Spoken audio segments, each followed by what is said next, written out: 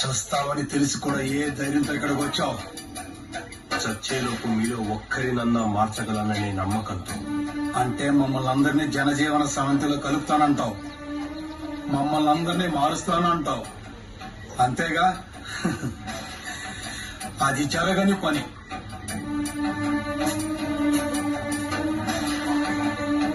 మా వాళ్ళకి 4 సంచులు సరుకులు పంచగానే ఈ మాట వినేస్తా అనుకున్నావా? దీనికోసం ఎంత కష్టపడేది? మరి దేనికోసం?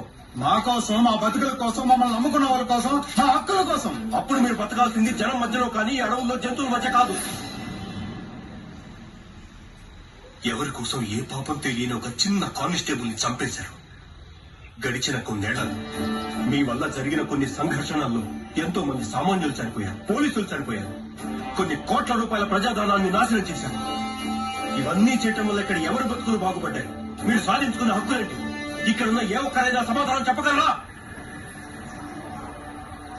అలా అనుకుంటే ఏ పాపం తెలియని మాలో కూడా చాలా మంది మీ పోలీసుల కాల్పులకి బలైపోయారు. మరి వాళ్ళ సంగతి ఏంటి? ఎగ్జాక్ట్లీ, నేను కూడా అదే చెప్పడానికి వచ్చాను.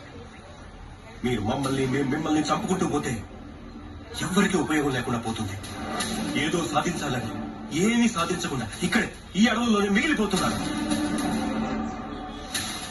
మీకు భయపడి చాలా మంది వాళ్ళ భూములు, ఆస్తులు అమ్ముకుని వలస వెళ్లిపోతున్నారు. నా మాట వినండి. మీ కుటుంబాలకి మీకు కావలసిన పని నేను ఇప్పిస్తాను. మీ పిల్లల్ని బాగా చదువుకునేలా చూసుకుంటాను. కనీసం మీ పిల్లల నుండైనా మీ కుటుంబాల్లో ఉద్యోగస్తులుగా తయారు చేయండి. నువ్వు ఒక పోలీస్ ఆఫీసర్వి, నీకు అధికారం ఉంది.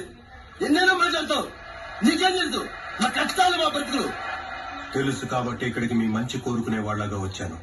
అదే అధికారంతో వచ్చుంటే మన మధ్య మాటలు ఇలా కాదు, తోటాలతో జరుగుతుండే. అంటే రా, తోటాలతోనే తెలుసుకుందాం. మిమ్మల్ని ఎలా నమ్మేది ఆఫీసర్? చెప్పు.